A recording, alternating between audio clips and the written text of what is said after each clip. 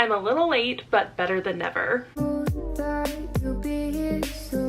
So it's finally time for my favorite books of the year. I have 10 books that I've picked out and I'm so excited to talk about them. Admittedly, I have been a little bit nervous to film this video because I have so many favorites this year. I was going through all 80 of the books that I read in 2021 and it was so hard to narrow them down to 10 books, but I managed it and I'm so excited to share them with you all. So let's just get right on into the video because I don't want this to be a super long intro. Also, I just want to preface that this is in no particular order. So the first book that I want to talk about is Luster by Leilani. So this book follows a young Black woman in her 20s and she is in this extramarital affair with this white man. But one day she ends up kind of getting caught by this man's wife and they fall into this deal where she is allowed to stay there at their house and continue on with this affair. She also gets to meet their adopted Black daughter and kind of becomes sort of a mentor for her.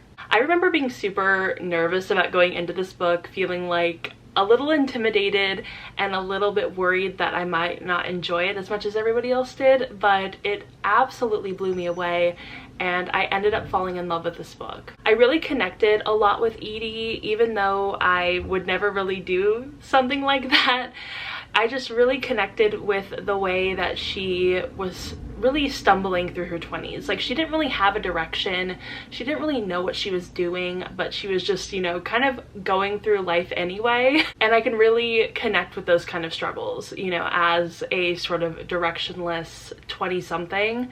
It really connected with me. Let's see how many times I can use the word connected in this video. The next book on this list was Spoiler Alert by Olivia Dade, and I absolutely loved this book. I feel like 2021 was the year of me absolutely loving adult romance. Like, in earlier years, I absolutely found romances that I loved and really, I was about to say, connected with, and that have become lifelong favorites, but I feel like 2021 was just like, I found so many more that I absolutely loved, and this was definitely one of them. This book follows two characters. One of them is this very famous Hollywood actor. He is in one of the biggest TV shows within this universe, and it's the kind of show that has a really large fan base, kind of like a Game of Thrones-esque series, and he loves to read fan fiction, specifically fan fiction for the show that he's in. And then the other character is a fan fiction writer, and she is a very popular fan fiction writer for this specific fandom.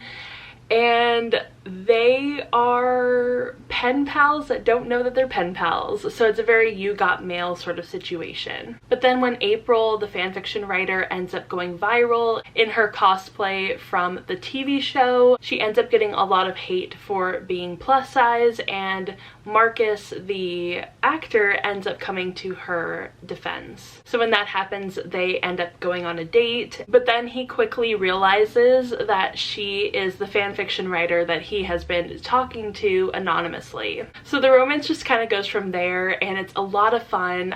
There are so many parts of this book that I absolutely loved, and I could really relate to both of the characters in their insecurities, in the ways that they were really into this fandom. And I also just really like to read books that like center around fandom and fan fiction and media and culture and stuff like that. So it was a lot of fun to read this book. I absolutely loved it. And I also really enjoyed the way that fat phobia and all of that kind of stuff was dealt with within this book, because I felt like it could have definitely gone into more of like a gratuitous, like showing fat phobia just for the sake of showing it, but it really didn't. It definitely treated it in a really respectful manner, and I really appreciated that. Even though I said that this is in no particular order, I feel like this book might be my second favorite of the year, and that is Writers and Lovers by Lily King. So this book had been kind of sitting on my shelves for about a year by the time that I finally picked it up, and I think that was mostly because Luster, I kind of felt a little bit intimidated by it, but it was definitely in 2021 where I realized how much I absolutely love like literary fiction, sort of general fiction in adult. So I was really blown away by this book, and like I said before, I really connected with it. So this book is set in 1997, and it follows Casey, who is a writer, and she just recently lost her mother. So she's kind of been going through a lot. She's experiencing a lot of writer's block, and she ends up forming these relationships with these two men, and her life gets increasingly more complicated. And as a fellow writer, I could 100% relate to this book. I saw so much of myself in Casey, and just seeing the way that she wasn't really sure of herself, wasn't really sure what she wanted to do with her life, and had sort of this shaky sense of self ever since she went through this massive amount of grief. And I think for me, I really enjoy seeing these sort of coming of age novels that are about people who are in their late 20s or early 30s. It makes me feel a lot better that like I'm not super behind, that I still definitely have enough time and enough room to catch up with everybody else. And this book just definitely left me feeling really hopeful for my future and for being a writer and being creative. So if you are a writer, if you're creative in any way, I 100% recommend this book. So this next book might actually be my favorite book of the year, and that is Beach Read by Emily Henry. I could talk about this book for hours, for days. I loved it so much, and if you are planning on reading this book, I highly recommend listening to folklore while reading it, preferably in the summer. The vibes are immaculate, it is perfect, and you really get immersed within the story. So this book is about January and Augustus, and they are both writers, and they met when they were in college in this writing program, and they have been sworn enemies ever since. Augustus writes more hard-hitting fiction, and January writes more romance books, and they have both been published authors for a while. However, when January's father dies and he leaves her his beach house, she ends up moving in ready to get it sorted for putting it on the market, and she finds out when she moves in that she is actually neighbors with her sworn enemy from college. So when January and Augustus's lives intertwine again, they end up coming up with this bet that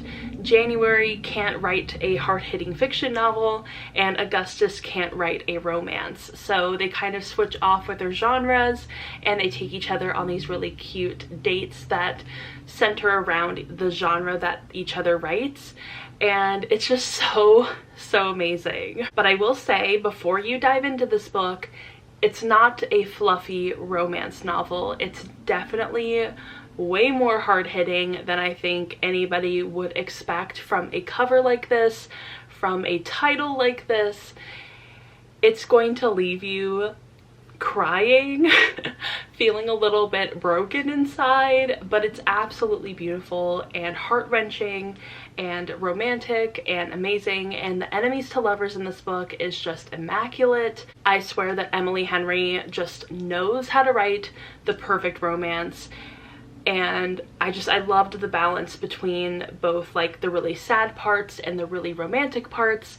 It just all really worked well together. And if this isn't the song Cardigan by Taylor Swift in book form, I don't know what is. The next book is another really great romance book, and that is Get a Life, Chloe Brown by Talia Hibbert, and I actually just finished the entire series and absolutely loved it. But this book is the first in the series, and this one follows Chloe Brown, and she is a chronically ill computer geek and very meticulous as a person. And when she has this near-death experience, she decides that she needs to get a life.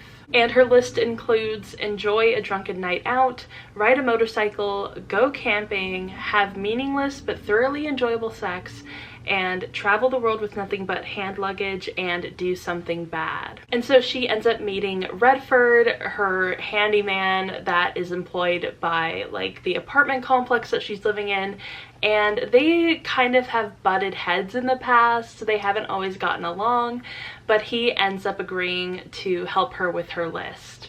and thus ensues a really, really cute, lovely, amazing romance story. This is a book that I was so excited to get from Book of the Month when it came out, and I'm so glad that I did.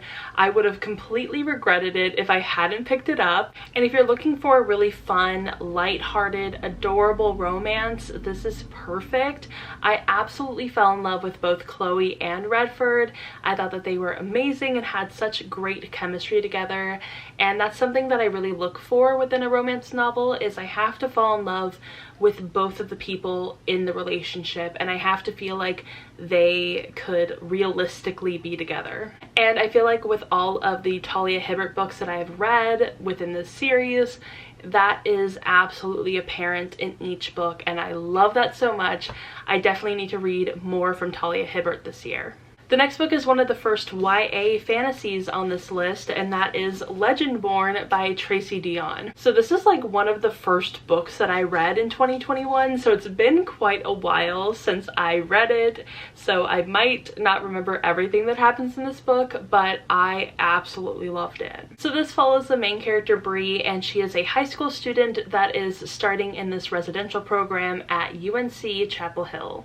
And when she is at UNC Chapel Hill, she ends up finding out about this secret society that is just filled with all of these like very magical, very powerful people. And all of them happen to be descendants from the Knights of the Round Table, you know, like Sword in the Stone, Merlin, King Arthur, you know, all of those people. And she ends up meeting two of these members. One of them is named Nick, and he is super sweet, a little golden retriever of a boy.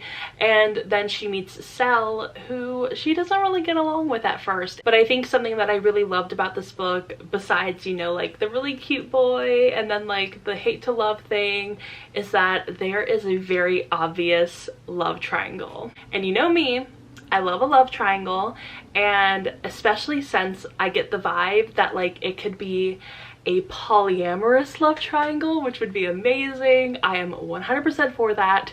I want it to happen in the next book. I don't know if it'll happen. I have the vibe that it won't happen, but you know, I'm still holding out for it. As you know, I'm a Taylor Swift fan, so I could be a clown sometimes, and I'm totally fine with clowning. But yeah, I just really enjoyed this book, and it was so refreshing, and I absolutely love reading these contemporary fantasies in YA, especially when there is a person of color as the main character. I just find those to be so much more superior than literally any other contemporary fantasy books. And I think one of my favorite parts of this book was the very end, where they have this like huge battle.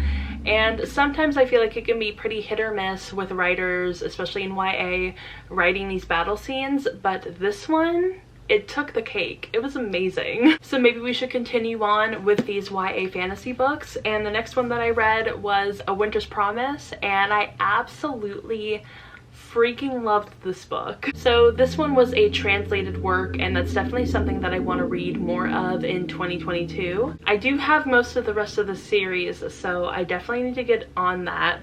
But the way that I describe this book typically is that it's like a twist between Beauty and the Beast and Alice in Wonderland. It follows this girl named Ophelia, and she is quickly thrust into this arranged marriage. And the man that she is arranged to be married to lives on a different arc than she does, and these arcs are kind of difficult to explain.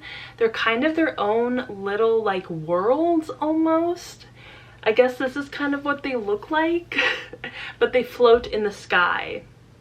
It's weird. I know, that's why I kind of relate it to Alice in Wonderland, because each arc is so incredibly different. So the one that Ophelia is from is very different than the one that her fiance, Thorn, is from. So she ends up having to travel to Thorn's arc, and his arc is like completely 100% winter all the time. And as icy as the arc is, Thorn is even icier. He is very aloof. He doesn't really want to associate with Ophelia very much at all. And so they don't really talk, they don't really get along, but Ophelia has to navigate through this new life, these new people, this new culture, basically all by herself. And Thorn isn't a very well-liked person on his arc, so she has a pretty difficult time meeting people, trusting people, and making friends. So I absolutely love this book. I thought it was so intriguing, and like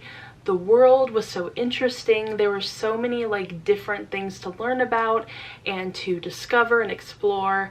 And like I said, like Ophelia cannot trust anybody in this book. And there were so many moments where I was so genuinely frustrated and like I wanted to like scream. And if I was in this book, I would 100% be Ophelia's friend and defend her and like support her, because she needs it, she deserves it, she doesn't have anybody on her side. And I love this book. It just made me feel so many things. It made me really have like this passionate reaction to it, and I feel like that doesn't happen a lot with books anymore. Like I don't get that like intense desire to like be within a world in a book like I did when I was like in high school, but this definitely reminded me of that. I have said before in the past that this is a really difficult book to recommend to people because it is so weird. So just beware of that. If you're going to go into this book, know that it's like 100% weird. I'm not exaggerating.